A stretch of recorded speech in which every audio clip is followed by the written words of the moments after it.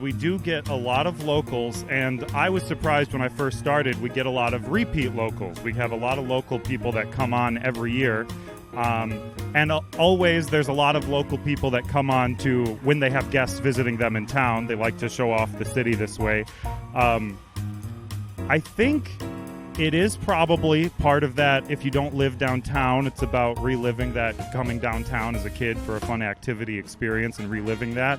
But also I think it is really unique to experience the city from a boat on a river, because you think about other big cities in the United States, there aren't many that have a river that go right through downtown and you feel like you're in the city and you hear the noise and you see the buildings and all that. Because like around New York and stuff, you can go around the city on the tour on a boat, but not so much right through the middle like we can in Chicago. So it's a really unique way to see the city, I think, from down here on the water.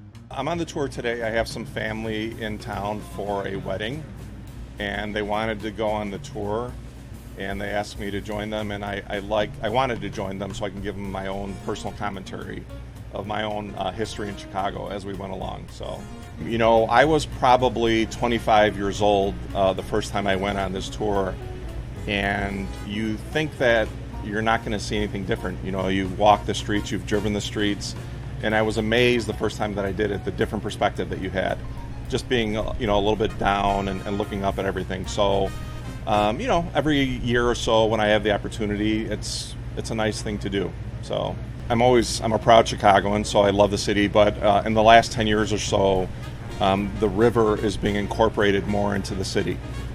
We have a river walk that's opened up. You can go down there and get a hot dog or some ice cream or a drink. So it's just another aspect of the city, you know, of the great city we now have like an extra thing to do. So, you know, during the summer, you can go to see a concert down there, or you can go have lunch down there.